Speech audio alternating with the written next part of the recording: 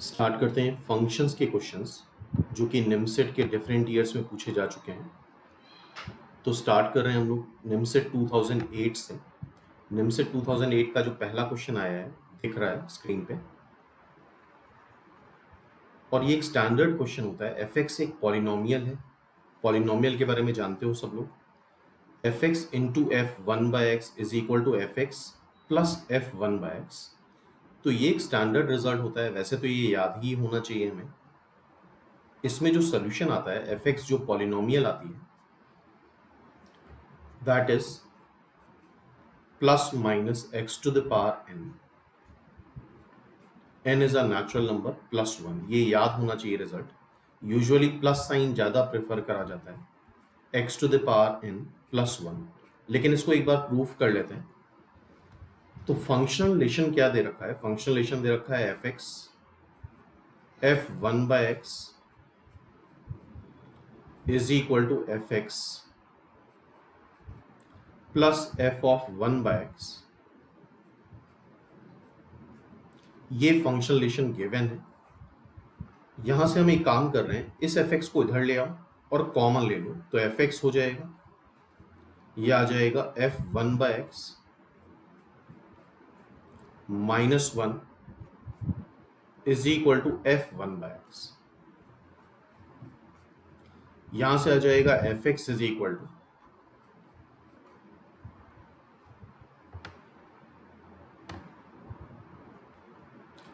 F one by X divide by F one by X minus one. ठीक है, तो ये हमारी सपोज कर लो सेकेंड इक्वेशन हो गई। ठीक है, अच्छा फंक्शनल रिलेशन में हम x के प्लेस पे कुछ भी रख सकते हैं। तो यहाँ पे अब हम रख रहे हैं x को वन बाय एक्स को वन बाय एक्स रख रहे हैं इन सेकेंड इक्वेशन। तो सेकेंड इक्वेशन में x को वन बाय एक्स रखने पे ये बन जाएगा एफ वन बाय एक्स। ऊपर न्यूमरेटर में ये बन जाएगा एफ एक्स, एक्स को वन बाय एक्स रखने पे। डिनोमिनेटर में आ जाएगा एफ एक्स माइनस वन। ये थर्ड इक्वेशन आ गई। अब सेकेंड और थर्ड को मल्टीप्लाई कर लेते हैं, सेकेंड इंटू थर्ड।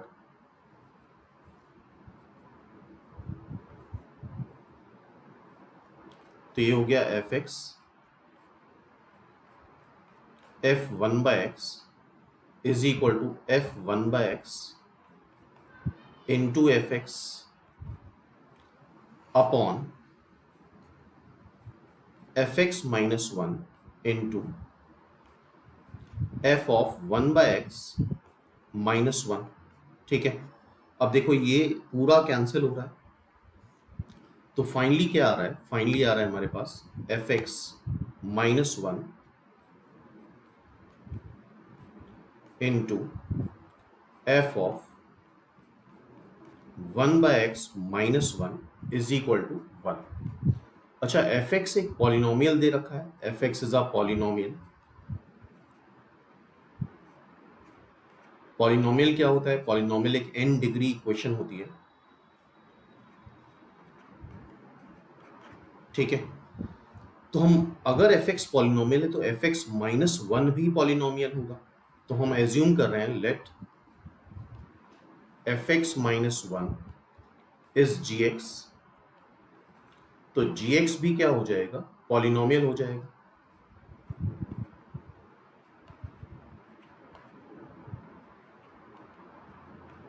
ठीक है, ये फोर्थ इक्वेशन मान लेते हैं। अब यहां पे तुम x को रिप्लेस कर दो वन बाय एक्स से। तो x को अगर हम यहां वन बाय एक्स रिप्लेस कर रहे हैं तो ये बन रहा है F one by X minus one is equal to G of one by X. ठीक है, और तो ये आ गया तुम्हारा G X, this is G one by X, और इनका प्रोडक्ट आ रहा है G X into G one by X का प्रोडक्ट आ रहा है वन।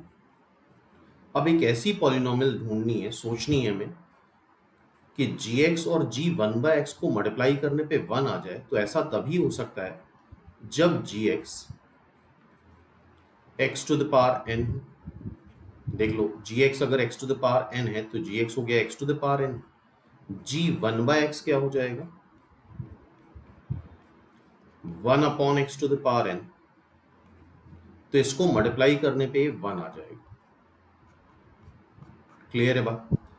तो ऐसा तभी पॉसिबल है जब जी एक्स क्या हो जाए, एक्स टू द पावर है, तभी दो पॉलिनोमियल जी एक्स और जी वन बाय एक्स को मल्टीप्लाई करने पे वन आएगा। जी एक्स से पॉलिनोमियल दे रखी है, पॉलिनोमियल कोई भी एन डिग्री इक्वेशन होती है, क्वाड्रेटिक, क्यूबिक, 4 डिग्री, 5 डिग्री, और जी एक्स हमने किसको एज्यूम करा है, एफ एक्स माइनस वन को, दिस इज जी एक्स, और जी एक्स आ रहा है हमारा X to the power N, तो यहां से एफ एक्स आ जाएगा X to the power N plus one. तो ये प्रूव हो गया। और बाय द वे रिजल्ट याद रखना है, नेक्स्ट टाइम पे अगर ये चीज़ पूछी जाती है तो तुम्हें याद होना चाहिए, F X is X to the power N plus one. और बाय द वे पॉलिनोमियल से डिग्री कंपेयर करा के जब इसको सॉल्व करते हैं तो ये प्लस माइनस साइन भी आता है, वो काफ़ी लेंदी प्रोसेस है। तो फाइनली हमें पता चल गया यहाँ पे एफ एक्स क्या आ रहा है, एफ एक्स आ रहा है X to the power N plus one, और F3 तो में दे रखा है 28, F3 दे रखा है, F3 क्या हो जाएगा, 3 to the power n plus one, 28, मतलब 3 टू द पावर n हो जाएगा 27, मीन्स n हो जाएगा 3, और n अगर 3 हुआ तो fx क्या आ जाएगा, fx आ जाएगा x cube plus one, x cube plus one, और हमसे पूछा क्या गया है, F4 पूछा है।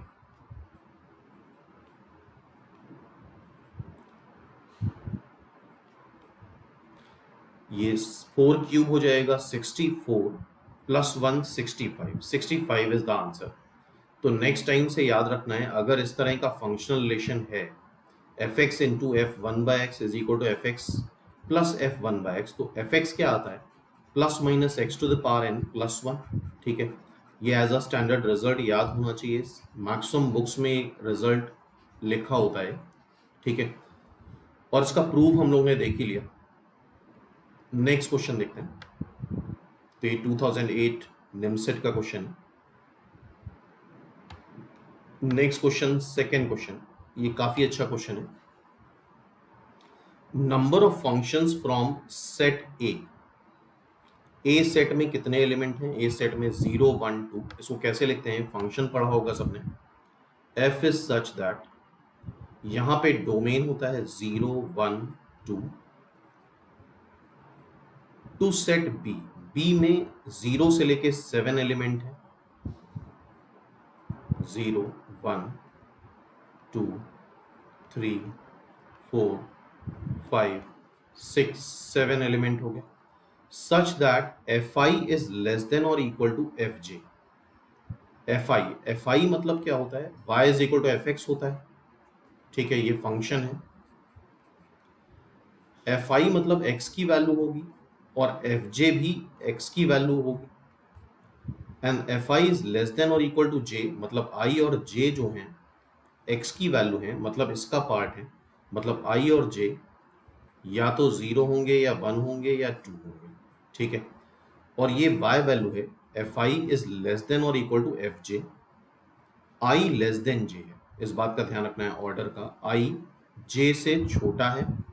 तो ऐसे कितने फंक्शंस बनेंगे, फंक्शंस ध्यान रखना है, फंक्शन होना चाहिए। और अगर याद हो तो फंक्शन फंक्शन पढ़ा होगा, फंक्शन दो तरह के होते हैं, एक तो होता है 1 to 1 फंक्शन,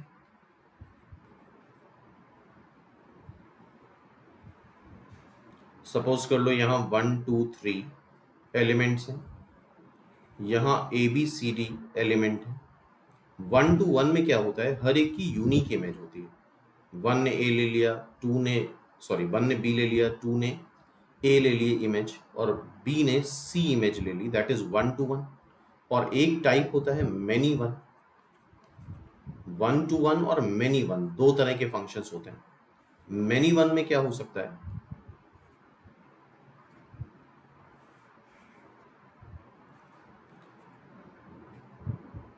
एक्स की दो या दो से ज्यादा वैल्यू एक ही वाई वैल्यू अचीव कर सकती हैं। आइदर 3b ले सकता है या 3 भी मान लो a इमेज ले ले, तो that is many one.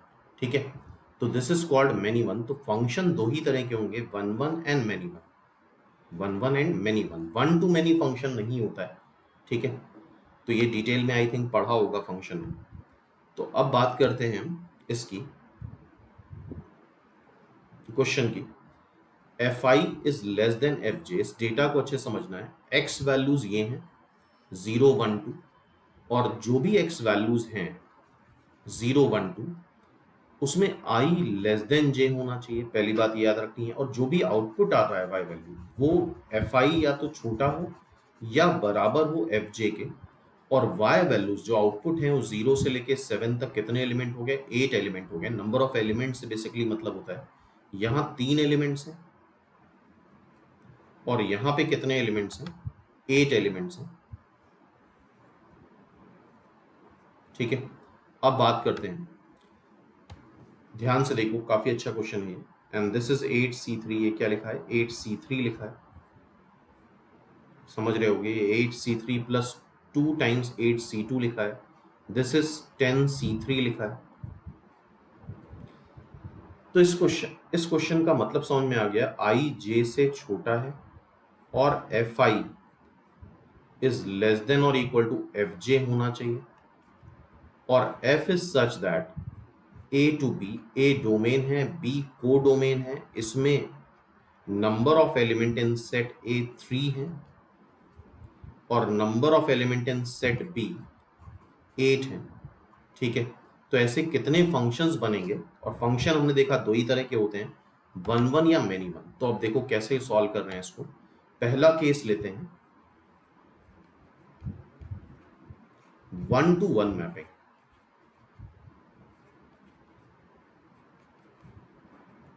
One two one mapping या 1 to 1 करस्पॉन्डेंस बोलते हैं।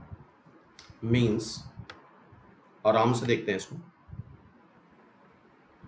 यहां पे 0 1 2 एलिमेंट्स हैं और को डोमेन में 0 1 2 3 4 5 6 और बढ़ा लो 7 एलिमेंट है।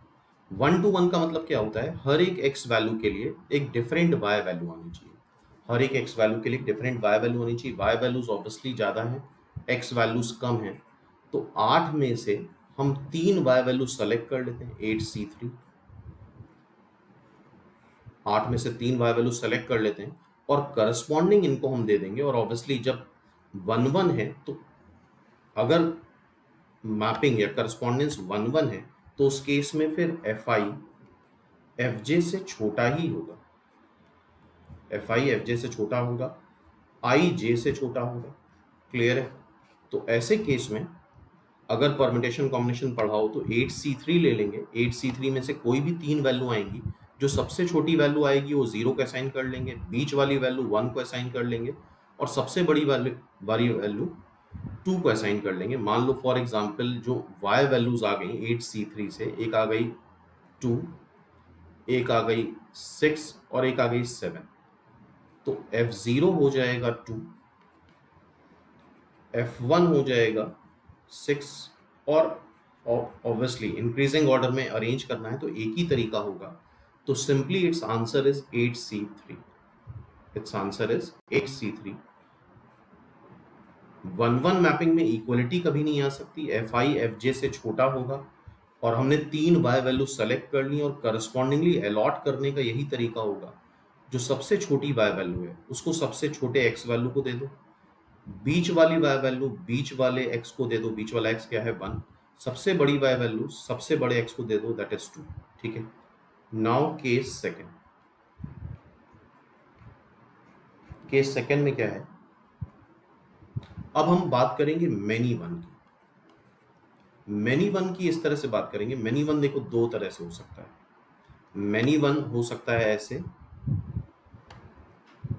कि 2 लोग सेम वैल्यू ले लें और 3 जैसे डिफरेंट वैल्यू ले रहा है, या एक ये भी हो सकता है कि इसकी तीनों लोग सेम वैल्यू लें, मतलब 1 2 3 की सबकी सेम इमेज ए आ जाए।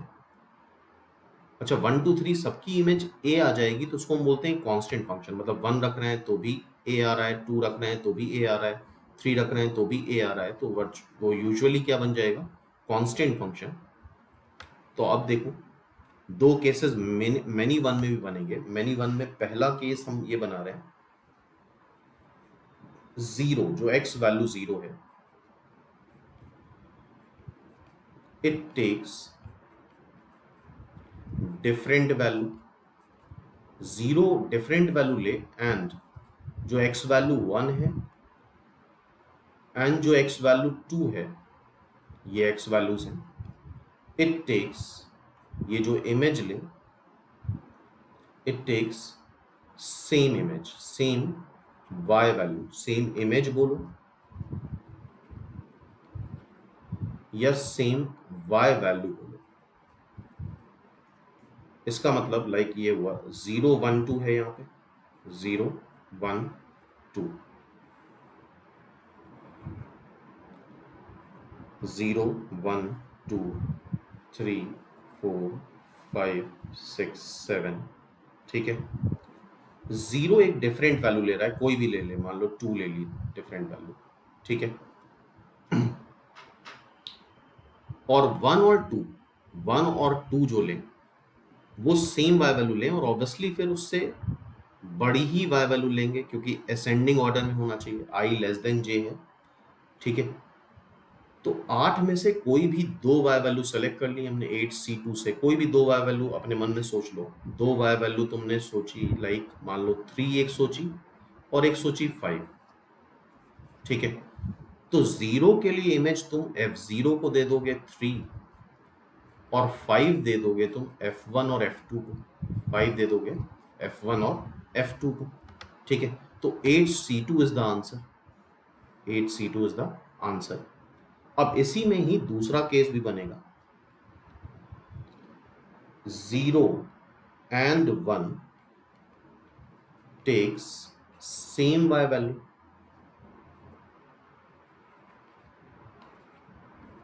0 और 1 सेम y वैल्यू ले, and 2 takes different y value. तो फिर से वही बात हो गई, 8 में से कोई भी दो इमेज ले लेंगे, 8C2 में से कोई भी दो y वैल्यू सेलेक्ट कर लेंगे हम, जो छोटी y वैल्यू है वो 0 और 1 को दे देंगे, और बड़ी y वैल्यू को 2 को दे देंगे, ठीक है। तो इसका आंसर भी क्या हो जाएगा, 8C2। अब मेनी वन में पहला केस तो ये बन गया, मेनी वन में दूसरा केस ये बन गया। अच्छा इसमें ये नहीं हो सकता कि 0 और 2 सेम वैल्यू ले और 1 डिफरेंट वैल्यू ले, क्योंकि 1 बीच में आ रहा है, तो फिर 1 अगर डिफरेंट वैल्यू लेगा तो असेंडिंग ऑर्डर में अरेंज नहीं हो पाएगा। इसी में तीसरा केस बनेगा,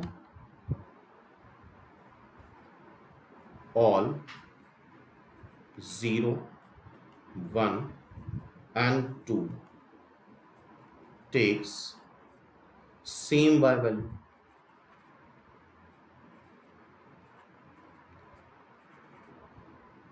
जीरो वन टू सारे सेम वाई वैल्यू ले, मतलब इसको हम कांस्टेंट फंक्शन ही बोल सकते हैं, सब कुछ भी एक्स रखो सेम वाई वैल्यू आ रही, इट मींस कांस्टेंट फंक्शन। तो सेम वाई वैल्यू मतलब एक ही वाई वैल्यू तो चाहिए, 1 वाई वैल्यू। तो वाई वैल्यू है कितनी, 8। 8 में से कोई भी एक वाई वैल्यू सेलेक्ट कर लो, लेट से तुम्हारा मन है 5 तुमने सेलेक्ट कर ली, तो F0 F1 F2 सबकी वैल्यू क्या हो जाएगी, 5, ठीक है। तो देखो टोटल आंसर क्या आ रहा है, सबसे पहले आ रहा था तुम्हारा ये, तो काफी अच्छा क्वेश्चन था ये 2008 निमसेट का। पहला आ रहा था तुम्हारा 8C3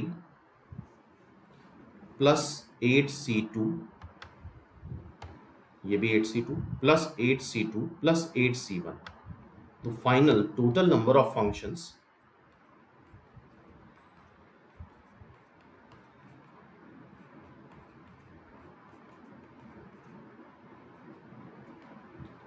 8C3 plus 8C2 plus 8 C2 plus 8 C1।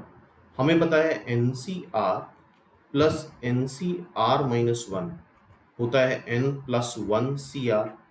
तो इन दोनों को जब हम ऐड कर देंगे तो this will be 9C3 plus, इन दोनों को ऐड कर देंगे तो ये क्या आ जाएगा 9C2, और इन दोनों को ऐड कर दोगे तो क्या आ जाएगा 10C3। 10C3 is the answer. तो थोड़ा सा मतलब सोच समझ के करने वाला क्वेश्चन था। 10C3 is the answer, C is the answer. Clear है बात? तो आई थिंक कुछ बात समझ में आई होगी। फंक्शन की काफी डिटेलिंग है इसमें, फंक्शन और परम्यूटेशन कॉम्बिनेशन। नेक्स्ट क्वेश्चन ये है, सिंपल क्वेश्चन है, ये भी 2008 में पूछा गया है function question. f1 minus x 2 दे रखा है, f1 अपॉन 2001 2 अपॉन 2002 से लेके 2000 तक जा रहा है। तो ये टोटल टर्म्स कितने हैं? ये टोटल टर्म्स हैं 2000। x को तुम रख दो, सबसे पहले यहां पे x को रख दो 1 अपॉन 2001।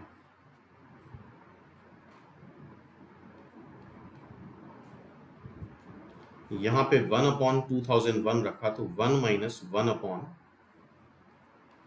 2001, देखते हैं क्या बनता है। That will be 2। यहां पे जब रखा ही हमने तो दैट विल बी 2। तो ये आएगा क्या? दिस विल बी, ये तो 1 अपॉन 2001 है ही, ये क्या है? ये है 2001 से 1 सब्ट्रैक्ट होगा तो दैट इज 2। तो इट मींस पहला और आखिरी वाला पेयर हो गया, पहला और आखिरी की पेयरिंग हो गई। ठीक है, टोटल 2000 टर्म है। एक हम इसको भी रख के देख लेते हैं, x को रख देते हैं 2 अपॉन 2002।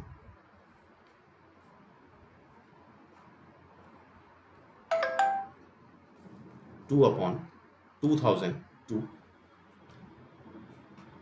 तो यहां पे भी x को रखना होगा 2002, 2 अपॉन 2002 इज इक्वल टू 2। तो जब यहां पे रखेंगे तो ये बन जाएगा प्लस f ऑफ 2000 से 2 सब्ट्रैक्ट करेंगे 2000 अपॉन 2002। ठीक है, तो ये पेयरिंग हो गई। अच्छा, इसके पहले यही टर्म आएगा, इसके पहले वाला टर्म ये आ जाएगा। ठीक है, तो ऐसी कितनी पेयरिंग होगी? टोटल हैं 2000 टर्म, तो पेयर कितने बनेंगे? 1000। पेयर कितने बनेंगे? 1000, क्योंकि इवेंट टर्म्स है तो सारे ही पेयर बन जाएंगे, पहला आखिरी, दूसरा आखिरी से दूसरा। और हर एक पेयर का जो सम आ रहा है दैट इज 2। हर एक पेयर का सम कितना आ रहा है? 2। तो हर एक पेयर का सम 2 आ रहा है, तो ऐसे कितने पेयर बन रहे हैं? 1000। तो it's answer will be simply 2000। It's answer is a. ठीक है, नेक्स्ट क्वेश्चन देखते हैं। तो ये भी क्वेश्चन 2008 में पूछा गया है।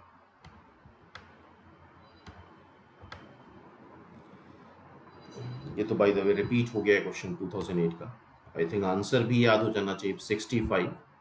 अब ये 5th क्वेश्चन देखते हैं, ये अच्छा क्वेश्चन है।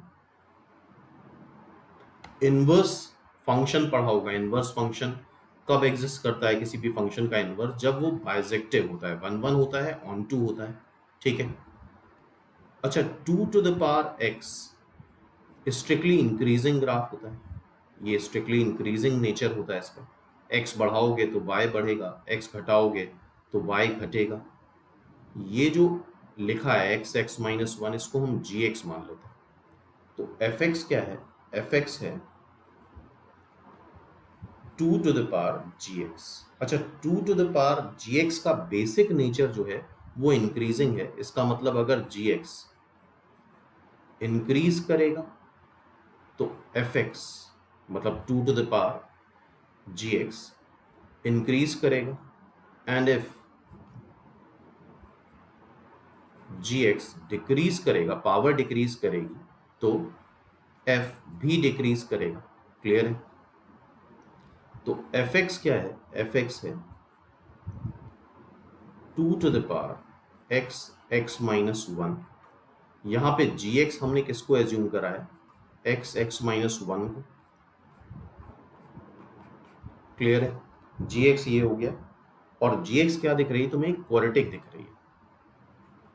अच्छा, कभी भी इनवर्स निकालना है तो हमें ये चेक करना जरूरी होता है कि वो बाइजेक्टिव है भी कि नहीं, और अगर बाइजेक्टिव नहीं हुआ तब तो फिर ये आंसर हो जाएगा नॉट डिफाइंड। ठीक है?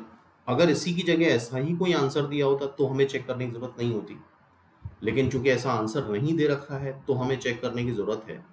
इसका डोमेन है 1 से इन्फिनिटी और को डोमेन भी 1 से इन्फिनिटी है, तो हमें यहाँ 1 1 चेक करना पड़ेगा। अच्छा, ये क्वाड्रेटिक है और इसके रूट्स तुम्हें दिख रहे हैं 0 and 2। इसके रूट्स क्या आ रहे हैं? 0 and 1, sorry, its roots are, इसको 0 करोगे तो 0 and 1।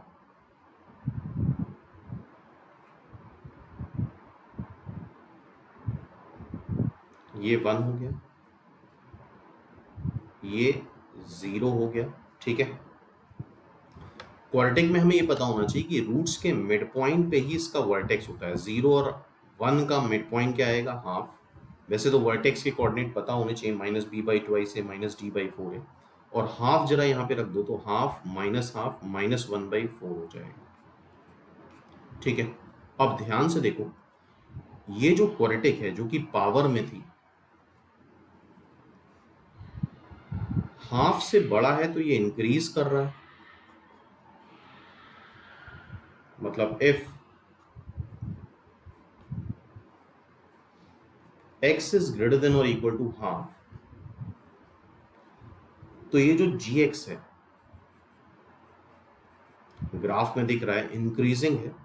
इंक्रीजिंग है तो जब पावर इंक्रीज करेगी तो fx भी इंक्रीज करेगा, और fx इंक्रीज करेगा तो कोई भी इंक्रीजिंग फंक्शन 1 1 होता है, दैट इज 1 1।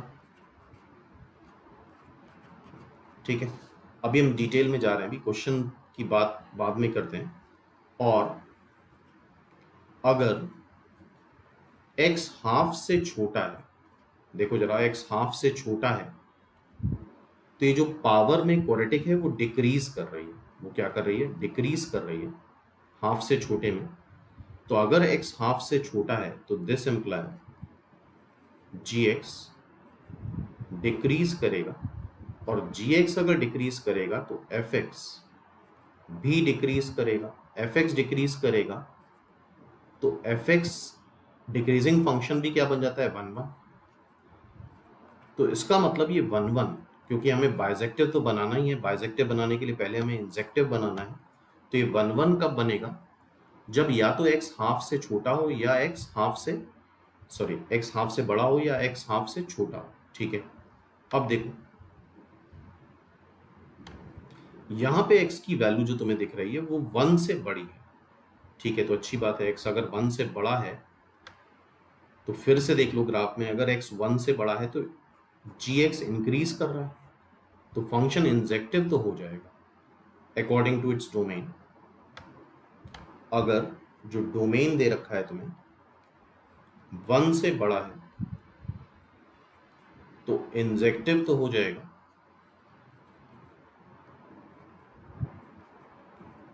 ठीक है? ये ग्राफ से दिख रहा है, अगर पावर इंक्रीज कर रही तो पूरा फंक्शन इंक्रीजिंग होगा। वैसे भी हाफ से बड़ा है तो पूरा फंक्शन इंक्रीजिंग है, हाफ से बड़ा है, अगर 1 से बड़ा है तो हाफ से बड़ा तो अपने आप हो जाएगा। ठीक है? दूसरी बात, अब हमें सरजेक्टिव चेक करना है, क्या ये ऑन टू होगा? तो ऑन टू चेक करने के लिए क्या करते हैं? ऑन टू चेक करना और इनवर्स निकालना एक जैसी चीज है। ऑन टू चेक करने के लिए भी हम x की वैल्यू y के टर्म में निकालते हैं। यहाँ पे हमें क्या लेना होगा? log y/2 लेना होगा, is equal to log 2 to the power x square minus x log y/2।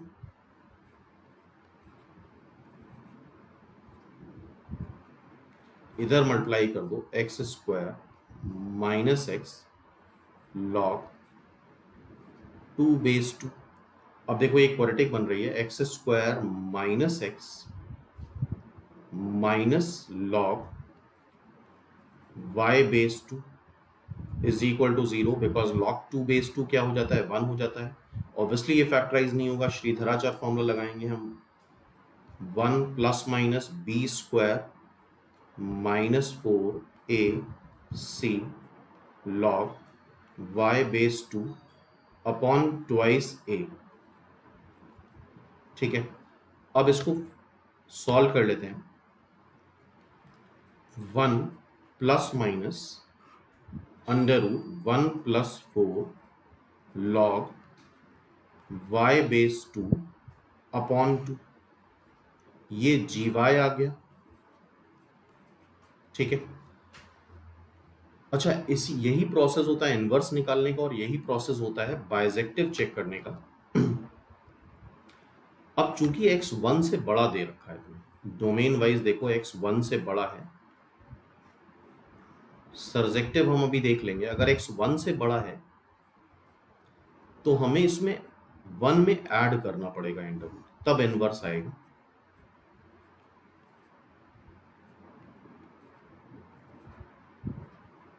क्योंकि अगर 1 में सबट्रैक्ट करेंगे तो फिर वो 1 से छोटा हो जाएगा। ठीक है, अब इनवर्स में क्या करते हैं, x और y को इंटरचेंज कर देते हैं। x और y को इंटरचेंज कर दो तो ये y हो गया, ये क्या आ जाएगा, 1 plus under root 1 plus 4 log x base 2 divide by 2, and this is f inverse x। यही क्या हो जाएगा, f इनवर्स x।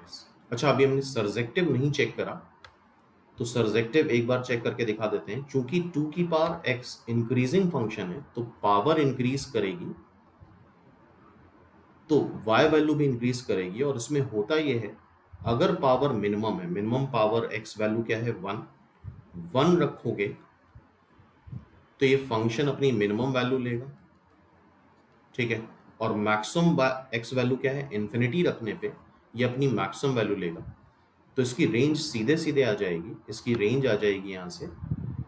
अगर फंक्शन देखो तो इसकी रेंज आ जाएगी f1 से f इन्फिनिटी, क्योंकि ये फंक्शन स्ट्रिक्टली इंक्रीजिंग है, f इन्फिनिटी इंक्लूड नहीं होता है। तो f1 यहाँ पे रख दो, x को 1 रख दो जरा यहाँ पे, इस फंक्शन में x को 1 रखोगे तो 2 की पावर 0 आ जाएगा, 2 की पावर 0 1 हो जाएगा, और इन्फिनिटी रखने पे 2 की पावर इन्फिनिटी हो जाएगा, 2 की पावर इन्फिनिटी होगा इन्फिनिटी। तो यही इसकी रेंज आ रही है, और यही कोडोमेन भी दे रखा है तुम्हें। रेंज और कोडोमेन अगर इक्वल है, ये रेंज है और यही कोडोमेन है, इट मीन्स ये फंक्शन सर्जेक्टिव भी है, सर्जेक्टिव है और इंजेक्टिव भी है, हेंस इट इज बाइजेक्टिव। तो इसका इनवर्स एग्जिस्ट करेगा,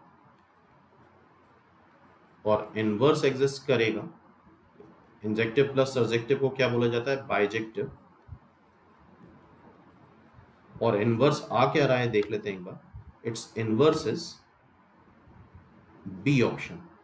अच्छा, 1 हाफ से छोटा होगा तो माइनस में हो जाएगा। ठीक है, तो अच्छा क्वेश्चन था ये भी, तो इसको एक बार फिर से देख लो पूरा डिस्कशन, इनवर्स किस तरह से कैलकुलेट करते हैं, इंजेक्टिव प्लस सर्जेक्टिव होना चाहिए।